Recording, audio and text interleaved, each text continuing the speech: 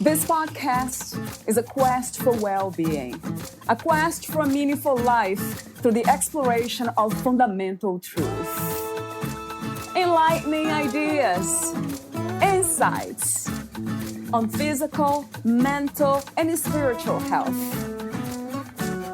The inspiration is love. The aspiration is to awaken new ways of thinking that can lead us to a new way of being well. Welcome to Body, Mind, and Soul Healing Conversations.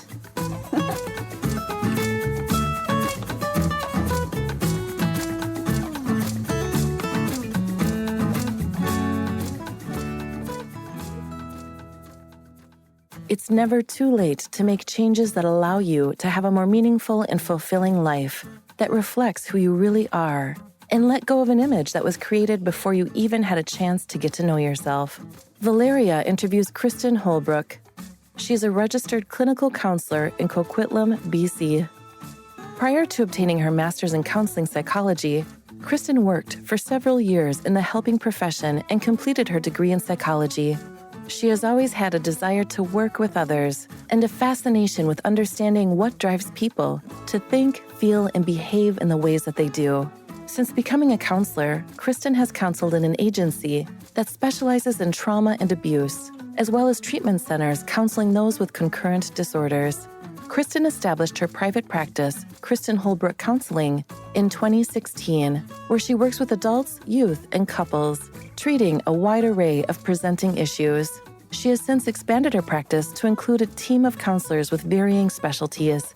Throughout Kristen's career, she has continued her education through workshops and has received her certification in EMDR, eye movement, desensitization, and reprocessing. Kristen uses a variety of therapeutic modalities to help her clients work through their presenting issues, resolve past trauma, and break free of unhelpful patterns to reach their highest potential and live more fulfilling lives. Outside of work, Kristen is married and is a mother of 2. Meet Kristen at KristenHolbrook.com. Here's the interview with Kristen Holbrook.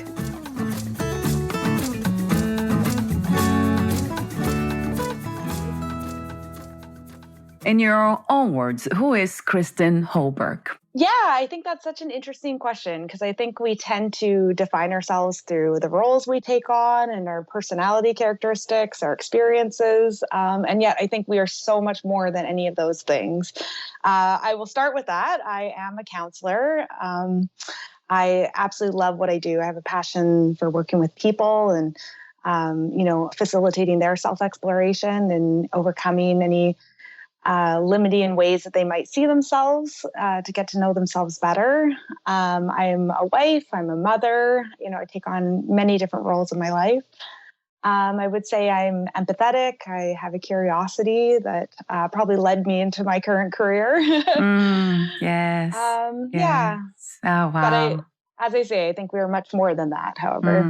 Yes. So true. Was there a moment where you kind of identified as that defining moment to become a counselor, or it just happened in a way? Yeah, I think it was just through my own personal evolution and journey, overcoming different things in my own life, probably, sent me in that career path. However, throughout my life, I definitely had different ideas of what I might do. I think the universe kind of takes us where we need to go. And, Sure. and I think, sometimes we just have to listen. And I think it took me, down this path, and it's, been a really good fit, and it really aligns with who I am. Yes. I love that answer. I love being guided. There's something about, I know some people, they use the word universe as you did, and some people call it the soul, God, whatever it is, life itself. But there's something about listening and being guided. Absolutely. That's so powerful, right, Kristen?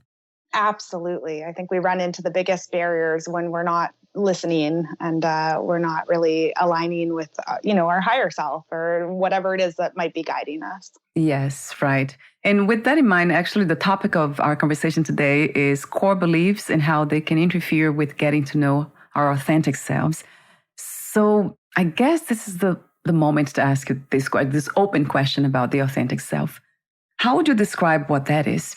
Yeah, absolutely. I think it can be that in itself can almost be a difficult question to answer. I think our authentic self is who we truly are, without these ideas or limitations of who we maybe were told that we were, or who we thought we were, how we defined ourselves, how, we've been limited by that. So it encompasses, our strengths, our, as I say, kind of like our higher self, whatever is at the true kind of foundation or basis of who we are. Right. Wow. That's so true. It's not easy to describe what that is. I have spirituality as my reference. And then when I think about the authentic self, or what we call soul, spirit, and all of that together, really, it's not really, I don't think they are separate or they are different. So it's something that we cannot describe for sure. That's something that I came to understand. Yeah. But it can be felt, right, Kristen? Absolutely. It can be felt like a knowing. Yeah. Right. It's much deeper than how we, as I say, kind of describe ourselves or define ourselves. And also, from my understanding and perspective, it's something that has been always here, that never really changed. And it's always not informed our experiences. It's almost like it's this space where experiences happen. So it's always there. It's almost like, some spiritual teachers, they call it awareness. Some of them, they call it consciousness.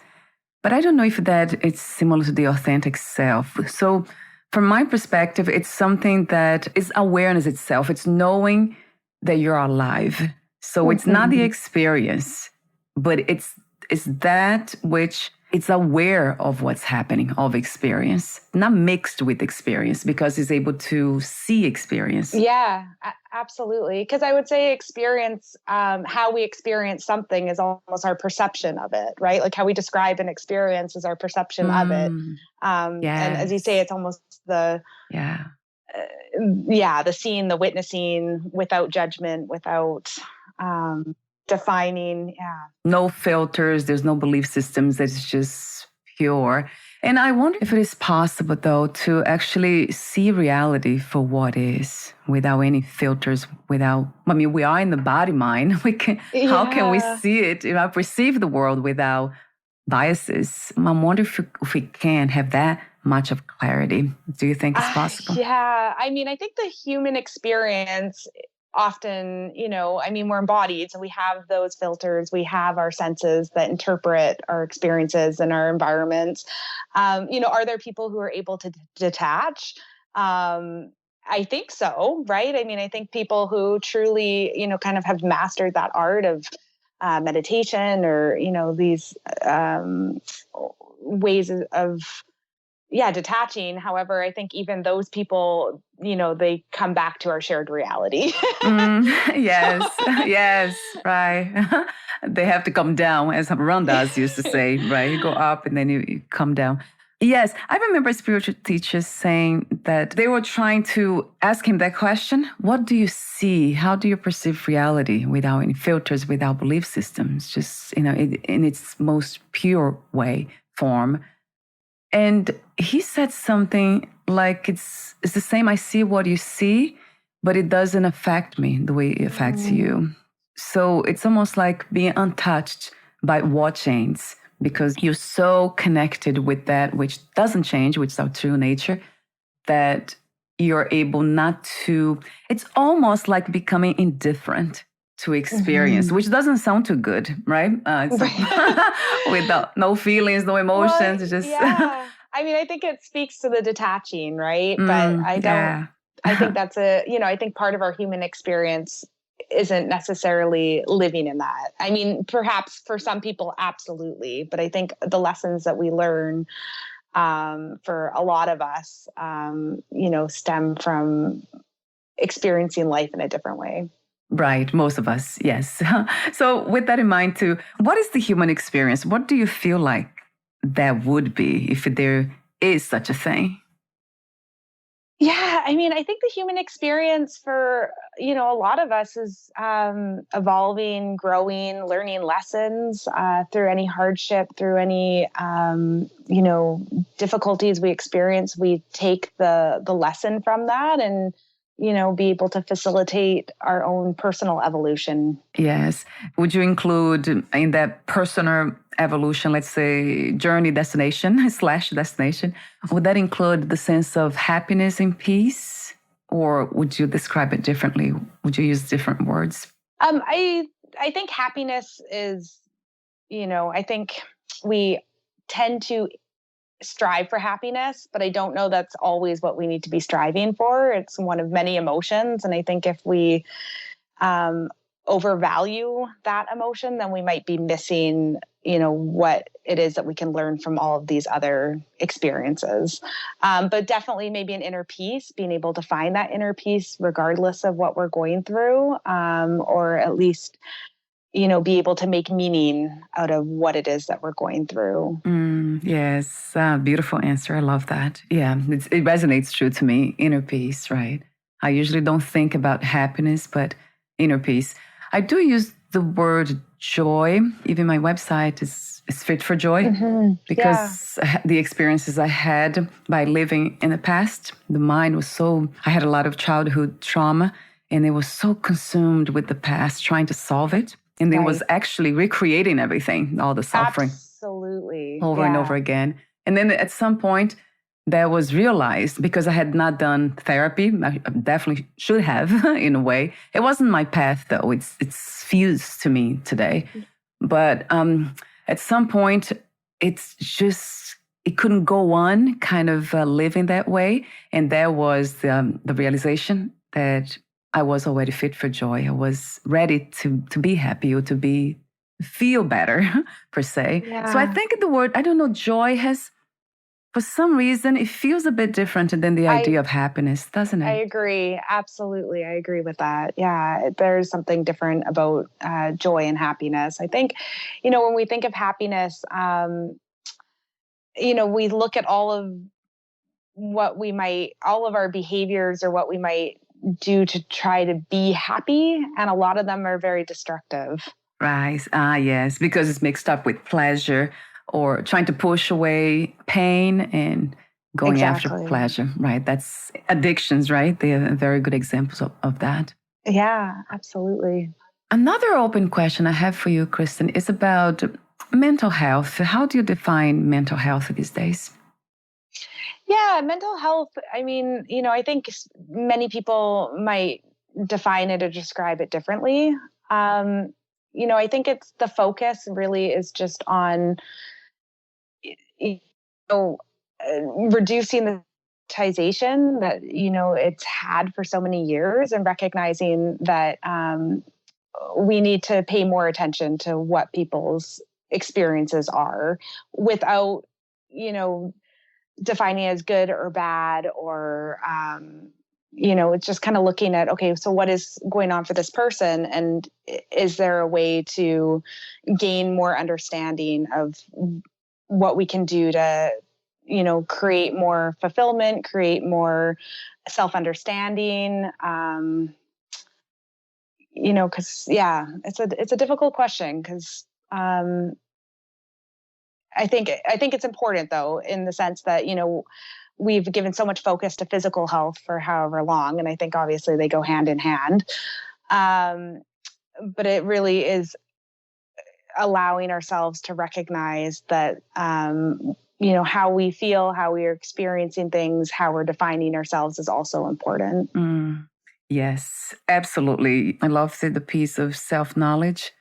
That to me is crucial. And that goes back to the topic of the authentic self, being in touch with our core, let's say, essence of what we are, not even who we are. That has made a huge difference for me.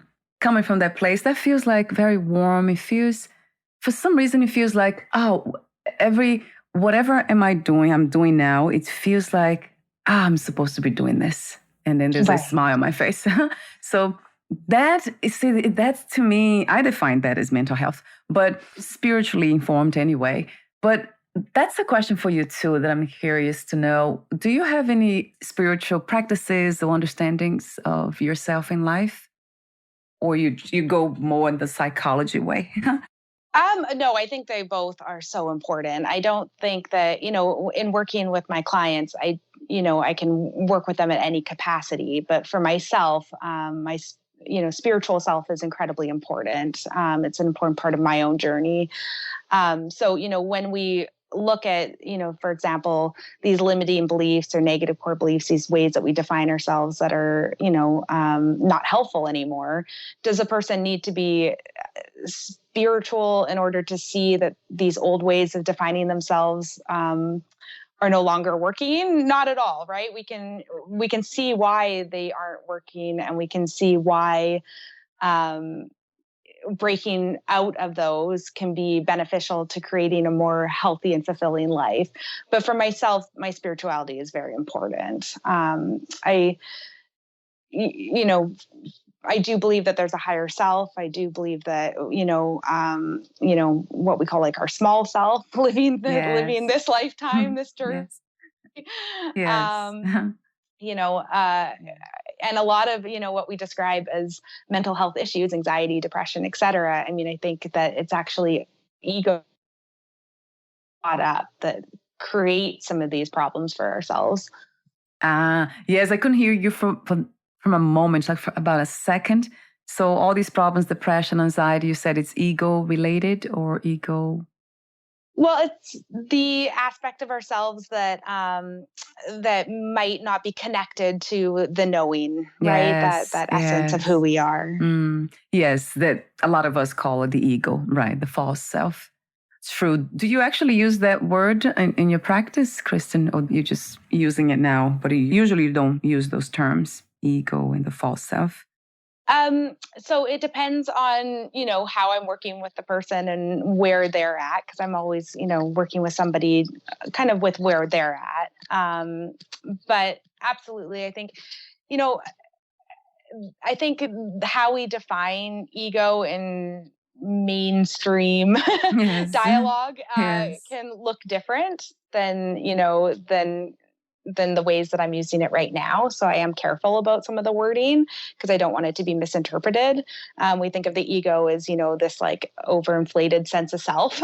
Yes. And that's not the ways in which I mean it. So it depends on, who I'm working with and how they might be understanding that. Yes. Yeah, that makes sense. Another comment I would like to make is that I talked to somebody recently, another therapist, and she said something that I never heard before. She was a psychologist, and then she decided to become a coach because she disagreed with diagnosing people with certain kinds of diseases or disorders, illnesses. It's just, she said it makes the body kind of absorb that information, and it doesn't work for the body itself. So it's almost like another type of identification. Right. So she really doesn't like the idea of telling people that she works with that they, you're depressed or you have depression or you are, or whatever it is, bipolar, whatever. And, I agree with that, Kristen. For some reason, I was reflecting about what she said, and it makes sense to me. So you're the first person that I'm kind of bringing this up. So how do you see this? Talk to me for a moment about this idea of diagnosis and, in identification. Yeah. Well, it's interesting because as a counselor, we can't diagnose here. Good. So it's actually a psychologist or a psychiatrist who would make a diagnosis. As counselors, we can only say what symptoms might be presenting that we can work with, right? And I really am more aligned to my role as a counselor because that isn't a part of it. Diagnosing is not a part of it. It's not about, defining someone based on a set of symptoms.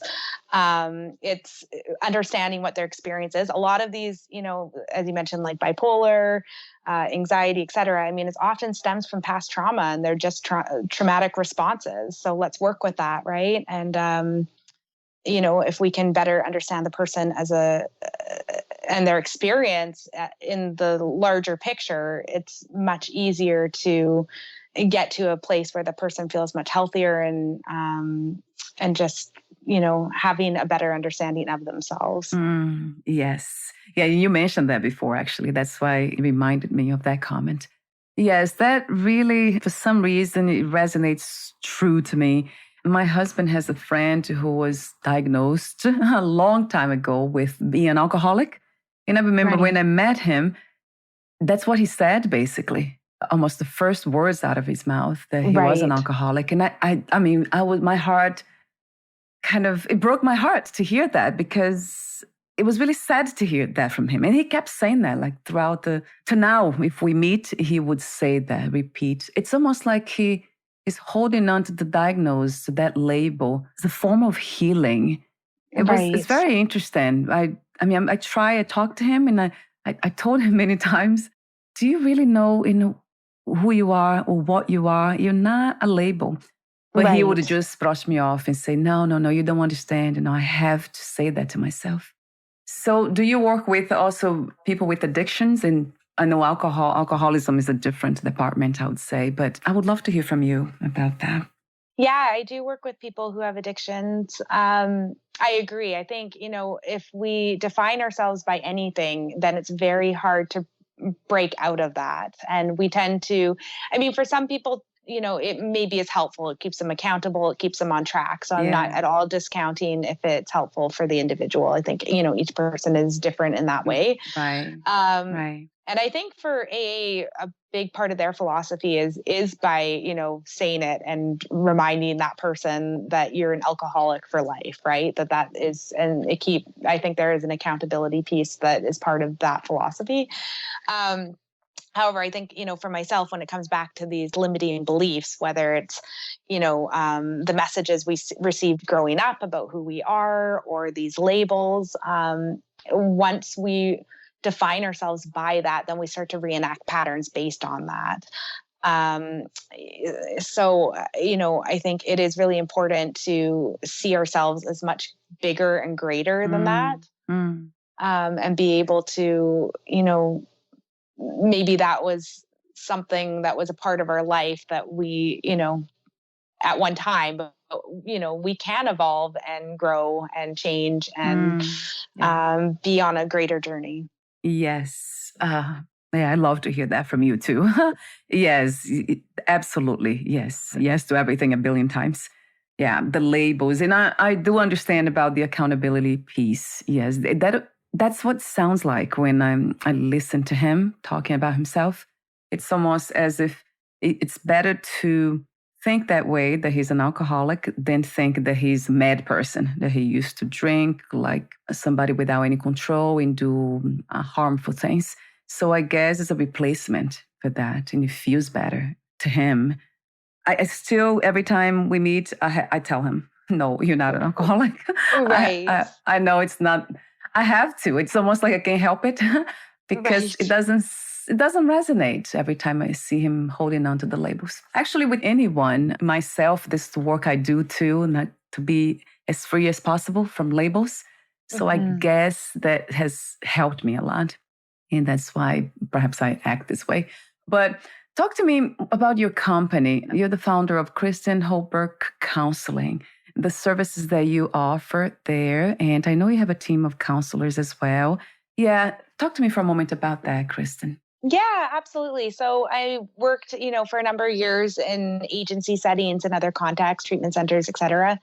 And then I started my private practice in 2016. And at that time, it was just me, working with youth and adults and couples. And over, time, I expanded and brought on other counselors or associates. I like to call them my colleagues. Yes, yeah. And we work a variety of hours, different kind of specialties. And yeah, it's been great. I've got a great team right now, and it's nice to have that team setting. Yes, yeah. I love that too, working together, right, as a group. Mm-hmm. And I love that you don't diagnose. I didn't know that, actually. So this is really great. So let's dive into the topic of core beliefs and how they can interfere with getting to know our authentic selves. So, I guess the first question is about beliefs. The one that I have here, positive beliefs and values, are they one and the same? I think values is more what we value, what we hold, of priority or importance. Beliefs are more how we understand ourselves, how we describe ourselves, how we define ourselves. So I think they are different. They kind of potentially make up. I think both are probably internalized from messaging that we've received, right? Yes. If, Yeah. my something is valued in my family, then I have a greater likelihood that I will also value that, and will make up my values. But beliefs are slightly different in terms of the messaging and yeah, what they are. And also, the other question is about how to acquire these belief systems. It's always from, most of them stem from childhood, or would you say throughout life we are gathering them? I would say primarily childhood, and that's because that's when our, brains are the schemas are developing. So it tends to be that these belief systems, especially these kind of negative limiting belief systems, they tend to stem from childhood. It doesn't mean that we can't break free of them. Yes, Absolutely. right. But if we don't do the work and we don't really bring them into awareness, then we tend to perpetuate patterns in our life that reinforce these belief systems. We tend to find evidence to support them and Mm, dismiss evidence that contradicts them. So they do tend mm, to become stronger throughout our lives. And that's why they tend wow. to stem from childhood, because we're constantly finding information to support it. So we don't really necessarily have new belief systems about ourselves unless we kind of actively are creating them, because our automatic response is to dismiss anything that doesn't align with these early belief systems. That's amazing. And how do we become aware of them, Kristen? What's the best way to identify the negative ones, especially? Yeah, so through our automatic thoughts, so our self-talk, how we respond to certain situations, we can start to better understand what might be driving our responses. So, for example, if I'm feeling you know very strongly about something, or I'm behaving in a way where I'm pulling back, then I can look at that and go, okay, so what might be driving that response? Um, and then also just digging into our childhood environment. What did my parents tell me? What was implied? What was my perception growing up? And so that's another way to kind of really unearth what these beliefs are. I talk about them as they tend to be in our blind spots. So unless we kind of do the work, it's really hard to be aware of them and bring them forwards. But once we start doing the work, they can be much more easily understood. Yes, it is the healing work, right? These belief systems, can they be completely removed, or you work with replacing them? Yeah, I mean, I think it's generally replacing them unless, we can kind of separate ourselves from these belief systems entirely. Yeah, So kind of yeah. coming back to, that essence, or that kind of knowing of who we are. But sometimes it is just replacing them. If I've grown up feeling like I'm a failure because of what was implied or what I was told growing up, then sometimes challenging it and replacing it with something that feels more helpful can be a strategy. That's really makes sense to me as well. Another question that we talked about earlier about guidance. What I do, that's something it feels very true to me. The idea, the concept that I'm being guided. Like to do this Mhm. work of podcasting, to write the books I did and connect with people the way I do. Always looking for depth. So I feel guided for some reason. And I have found some evidence for that. It's almost like finding the evidence for the belief systems. So how do we know the Yeah. difference, Kristen, between, if this is coming from guidance or from the higher self, or just a belief system that's in here somewhere? Um, well, I think the belief systems, especially these negative ones, they're always just learned. Yes. Never, Yeah. because Yes. we're not, I Mm. think we might be guided to do the work, like through experiencing synchronicities or, just different things that might be happening in our life that lead us on a path of better understanding these belief systems, so we can get more in touch with who we are. But the belief systems themselves, these negative belief systems, I mean, they're never fact. They're always subjective. They're internalized. They are not our Mm. voice. We internalize them Ah. like they're our voice.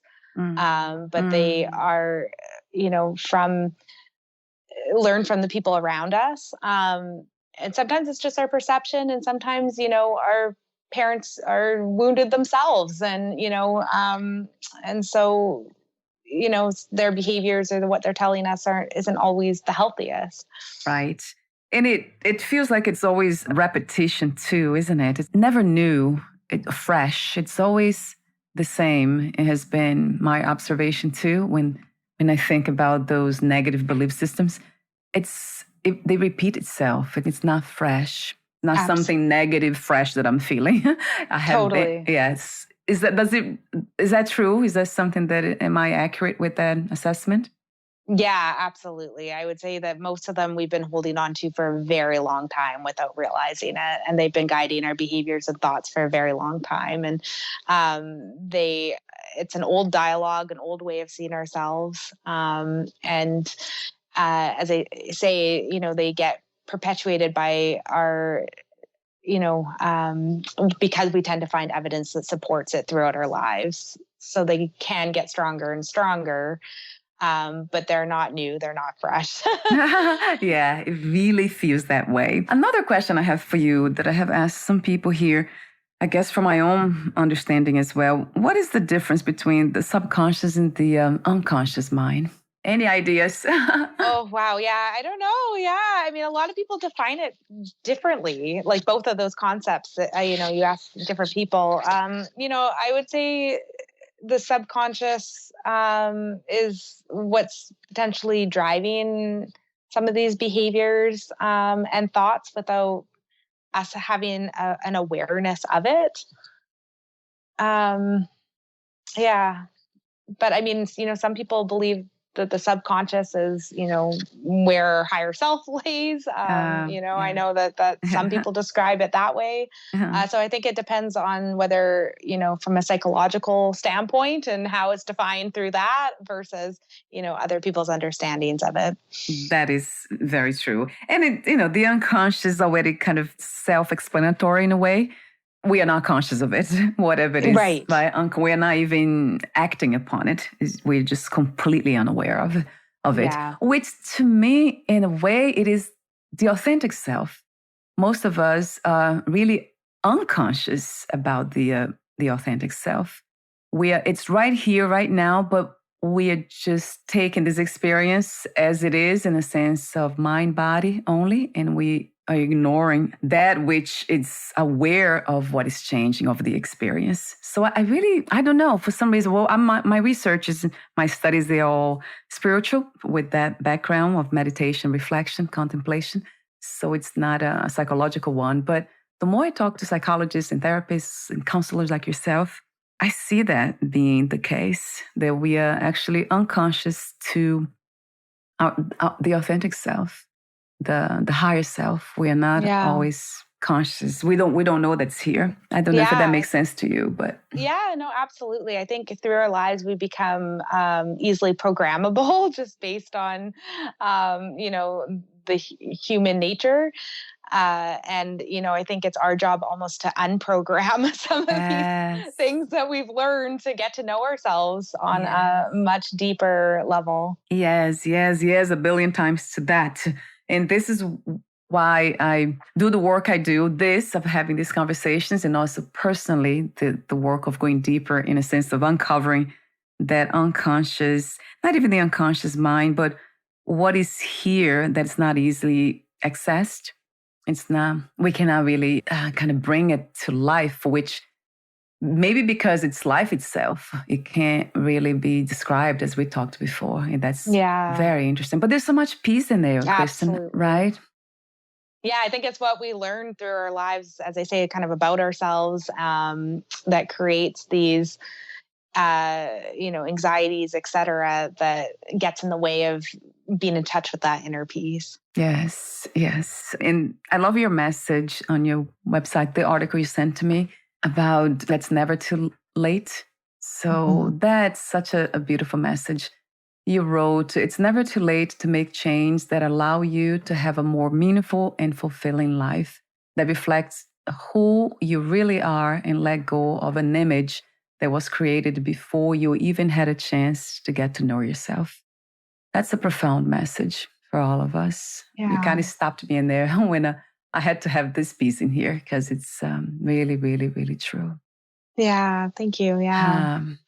I truly believe that. Yeah.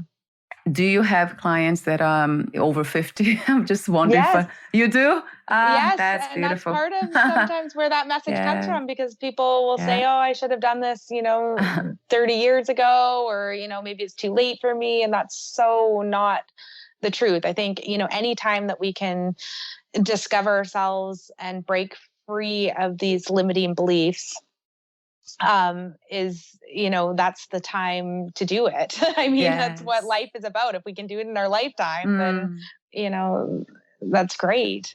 Yes. Yeah. You see, that might be, it sounds to me like the purpose of the human experience, right? To get to know yourself deeper and deeper to the point of finding, or at least having a glimpse of the fulfillment, the peace that we already are. It's not separate from us.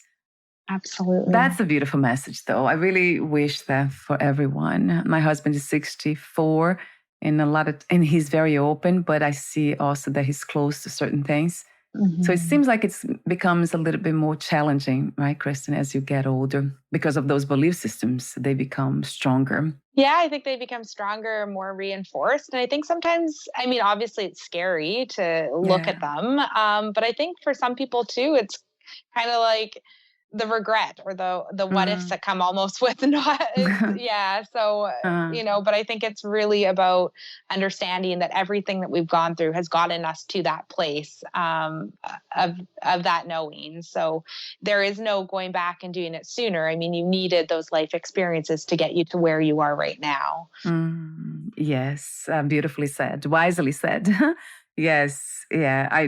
I remember hearing this message before. Similar message about going through tough experiences, challenging, painful ones, suffering to be where I am today. And I remember some people, they feel grateful for the experiences they had.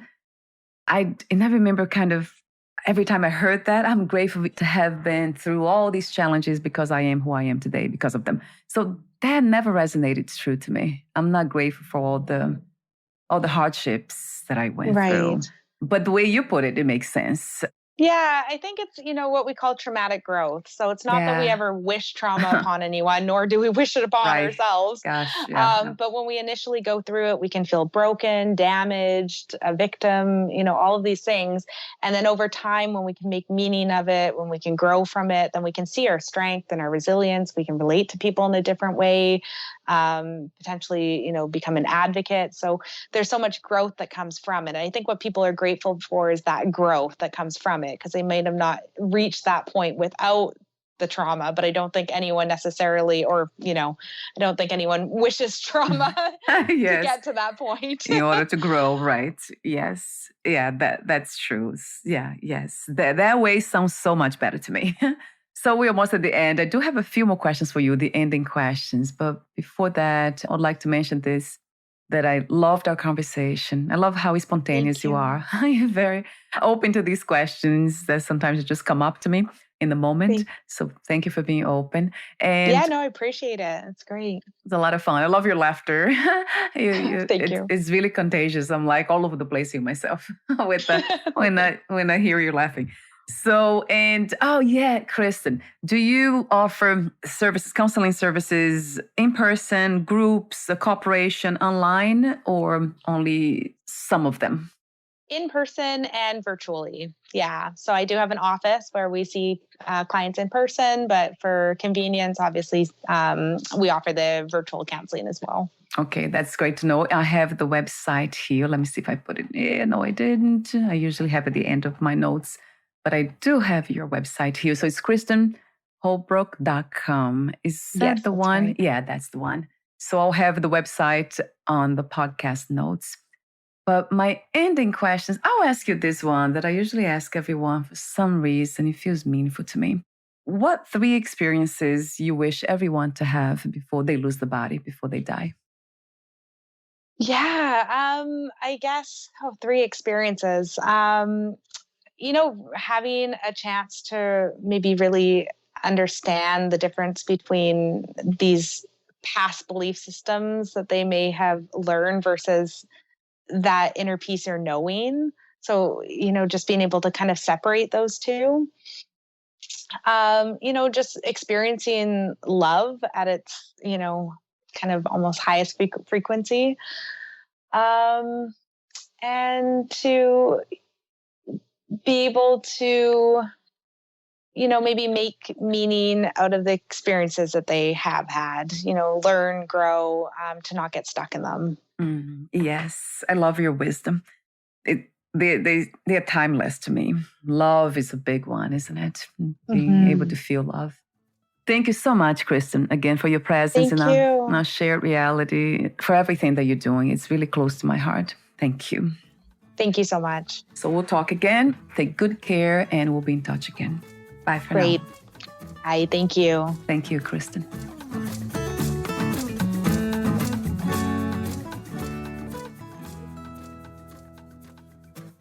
Thank you for listening. To learn more about Kristen Holbrook and her work, please visit KristenHolbrook.com.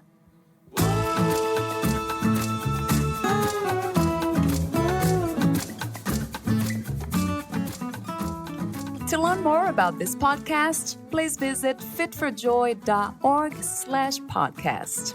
Thank you again for listening, and bye for now.